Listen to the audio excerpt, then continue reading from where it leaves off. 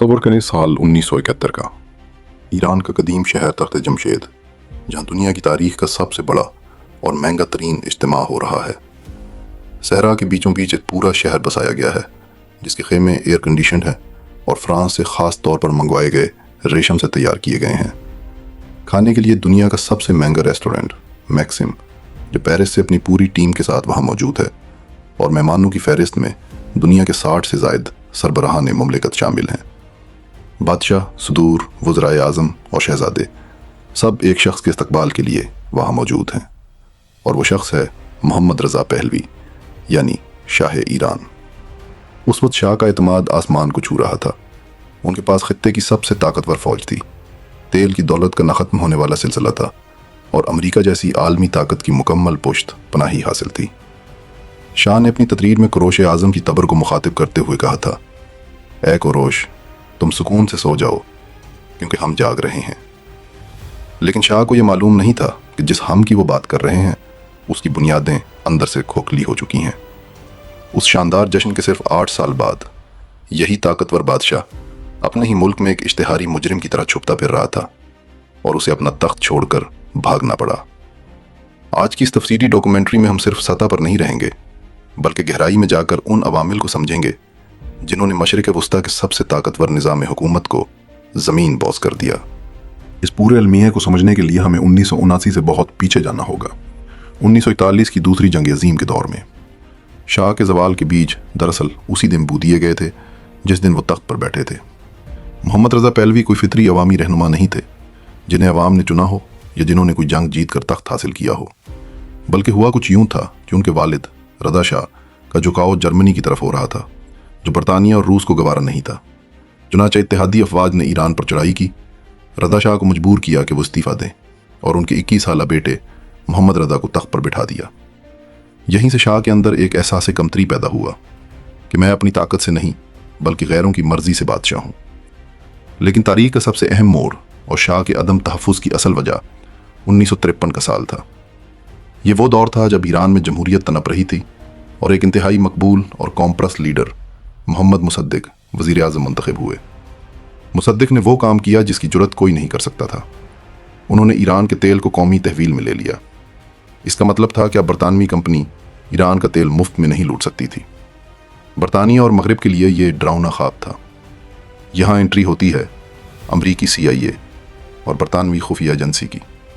उन्होंने मिलकर तारीख का एक मशहूर खुफिया ऑपरेशन प्लान किया जिसका नाम था ऑपरेशन इजेक्स। अमरीकी एजेंट ट्रंक भरकर नोट लाए और तेहरान के बदमाशों और मीडिया को ख़रीदा गया। मुसद्दिक के ख़िलाफ़ झूठी खबरें फैलाई गईं। इस अफरा तफरी में शाह ईरान इतने डर गए कि वो अपनी बीवी सरिया के साथ मुल्क छोड़कर बगदाद और फिर रोम भाग गए। ज़रा तसव्वुर करें एक बादशाह जो अपने मुल्क से भाग चुका हो। लेकिन फिर गैर मुल्की मंसूबे के मुताबिक मुसद्दिक की हुकूमत गिराई गई, उन्हें गिरफ्तार किया गया और शाह को एक फातेह की तरह वापस लाया गया। लेकिन हकीकत यह थी कि वो जीते नहीं थे बल्कि उन्हें मुसल्लत किया गया था। ये वो लम्हा था जिसने शाह की कानूनी हैसियत को हमेशा के लिए दागदार कर दिया। ईरानी अवाम की इज्तिमाई याददाश्त में ये बात नक्श हो गई कि ये हमारा बादशाह नहीं, ये अमरीका की कठपुतली है। शाह ने अपनी बाकी पूरी ज़िंदगी इसी खौफ और बदगुमानी में गुजारी कि अगर अमरीका नाराज़ हो गया तो मेरा तख्त फिर चला जाएगा। यही खौफ उन्हें एक आमिर बनने की तरफ ले गया। अब हम चलते हैं 1960 और 70 की दहाई में। शाह के पास अब मुकम्मल कंट्रोल था और वो एक नया ख्वाब देख रहे थे, ईरान को मशरिक़ का जर्मनी या मशरिक़ का जापान बनाने का ख्वाब। इस मकसद के लिए उन्होंने इनकलाब सफ़ेद का आगाज़ किया। बज़ाहिर ये एक शानदार मंसूबा था। ज़मीनें जागीरदारों से लेकर किसानों में तकसीम की गईं, स्कूल बनाए गए, ख़वातीन को वोट का हक़ दिया गया। लेकिन इस तस्वीर का दूसरा रुख बहुत भयानक था। शाह की यह जदीदियत ऊपर से मुसल्लत करदा थी, यानी वो डंडे के ज़ोर पर ईरान को मगरबी रंग में रंगना चाहते थे। शाह को लगता था कि ईरान का रिवायती कल्चर और मज़हब पसमानदगी की निशानी है। उन्होंने उलमाए कराम की ज़मीनें वक्फ से छीन ली, यूनिवर्सिटियों में मगरबी लिबास को फ़रोग़ दिया। तेहरान की सड़कों पर शराब की दुकानें और नाइट क्लब खुल गए, जबकि उस वक्त की ईरानी सोसाइटी शदीद मजहबी थी।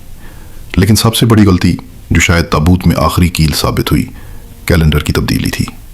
शाह ने अचानक हुक्म दिया कि ईरान अब इस्लामी हिजरी कैलेंडर इस्तेमाल नहीं करेगा, بلکہ شاہی کیلنڈر استعمال کرے گا، جس کی شروعات کوروش اعظم سے ہوتی ہے۔ راتوں رات تاریخ 1355 سے بدل کر 2535 ہو گئی۔ یہ عوام کے منہ پر ایک تمانچہ تھا۔ دکاندار، تاجر اور عام لوگ پریشان ہو گئے، لیکن مذہبی طبقے کو سمجھ آ گئی کہ شاہ دراصل اسلام کو ایران کی شناخت سے نکالنا چاہتے ہیں۔ یہ ایک شناخت کا بحران تھا، جس نے لوگوں کو یہ سوچنے پر مجبور کر دیا کہ کیا ہم مسلمان ایرانی ہیں یا صرف شاہ کے غلام۔ اس خلا کو پر کرنے کے لیے عوام نے علماء کی طرف دیکھنا شروع کیا۔ کسی بھی آمرانہ نظام کو چلانے کے لیے خوف ایندھن کا کام کرتا ہے، اور شاہ کے پاس اس خوف کا نام تھا سواک۔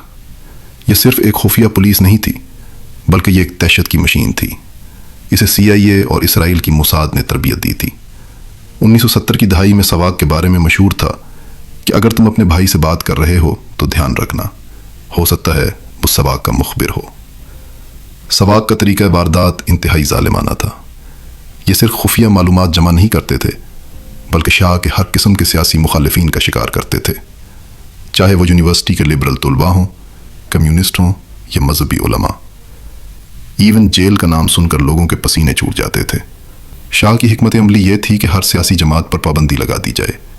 انہوں نے صرف ایک پارٹی بنائی، رستہ خیز پارٹی، اور کہا کہ جو ایرانی اس میں شامل نہیں ہوتا وہ ملک چھوڑ دے۔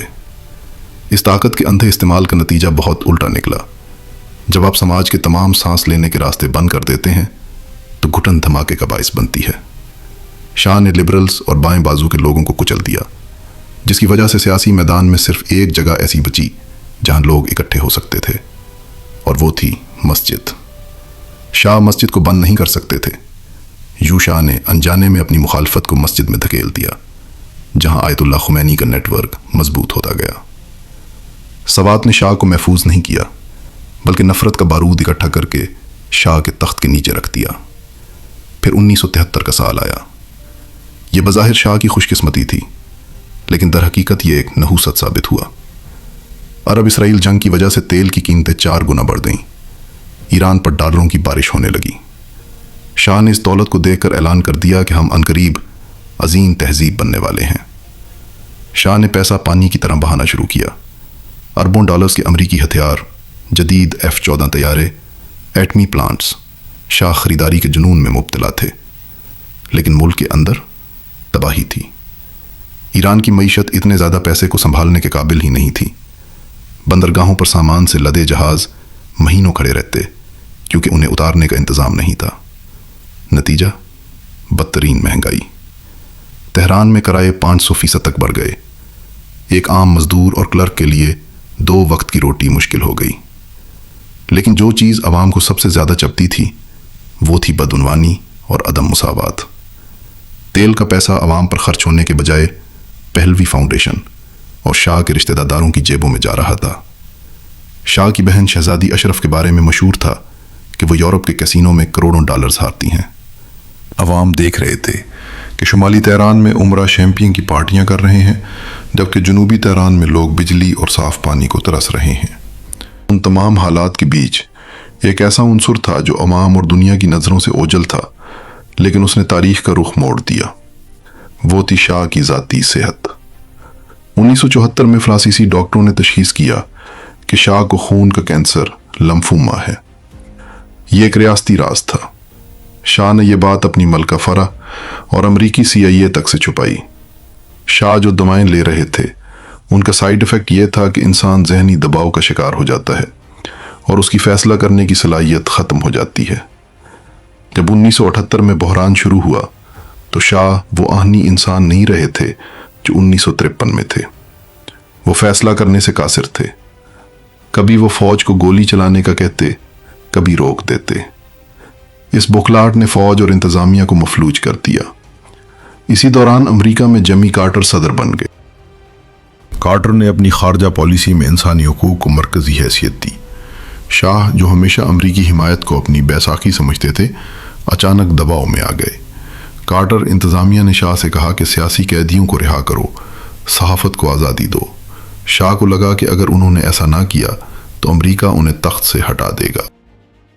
انہوں نے پابندیاں کچھ نرم کی، لیکن عوام نے اسے شاہ کی انسانیت کے بجائے ان کی کمزوری سمجھا۔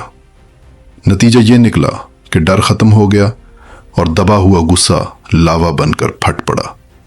بڑھت جنوری 1978 میں حکومت نے ایک بڑی غلطی کی۔ اخبار میں آیت اللہ خمینی کے خلاف ایک توہین آمیز مضمون چھپایا جس نے جلتی پر تیل کا کام کیا۔ قم میں ہنگامے پھوٹ پڑے اور پھر چہلم کا ایک ایسا سلسلہ شروع ہوا جو رکنے کا نام نہیں لے رہا تھا۔ ہر 40ویں دن نئے مظاہرے ہوتے اور مزید لوگ مارے جاتے، لیکن تابوت میں آخری کیل سنیما رکس کا واقعہ ثابت ہوا جہاں 400 سے زائد لوگوں کو زندہ جلا دیا گیا۔ عوام کا فیصلہ اٹل تھا کہ یہ شاہ کے کارندوں کا کام ہے۔ اس واقعے نے پورے ایران کو شاہ مرد آباد کے نعروں سے گونجا دیا۔ 8 ستمبر کو سیاہ جمعہ کا واقعہ پیش آیا۔ فوج نے جالا اسکوائر میں مظاہرین پر سیدھی فائرنگ کی جس سے سینکڑوں لوگ مارے گئے۔ اس دن شاہ اور عوام کے درمیان صلح کے تمام راستے ہمیشہ کے لیے بند ہو گئے۔ دوسری طرف پیرس میں بیٹھے آیت اللہ خمینی نے آڈیو کیسٹ کے ذریعے شاہ کو شکست دی۔ ان کے پیغامات کیسٹوں کے ذریعے گھر گھر پہنچتے رہے۔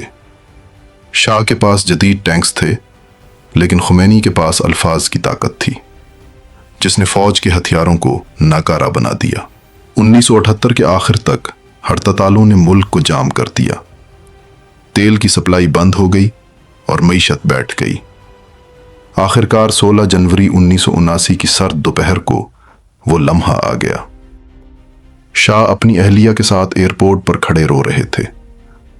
انہوں نے اپنی جیب میں ایران کی مٹی کی ایک چھوٹی ڈبیا رکھی اور ہمیشہ کے لیے ملک چھوڑ دے۔ ریڈیو پر شاہ چلا گیا کی خبر چلتے ہی تہران کی سڑکیں جشن کا سما پیش کرنے لگیں۔ مجسمے گرا دیے گئے۔ ٹھیک 2 ہفتے بعد آیت اللہ خمینی کی واپسی ہوئی اور 2500 سالہ بادشاہت کا سورج غروب ہو کر اسلامی جمہوریہ میں بدل گیا۔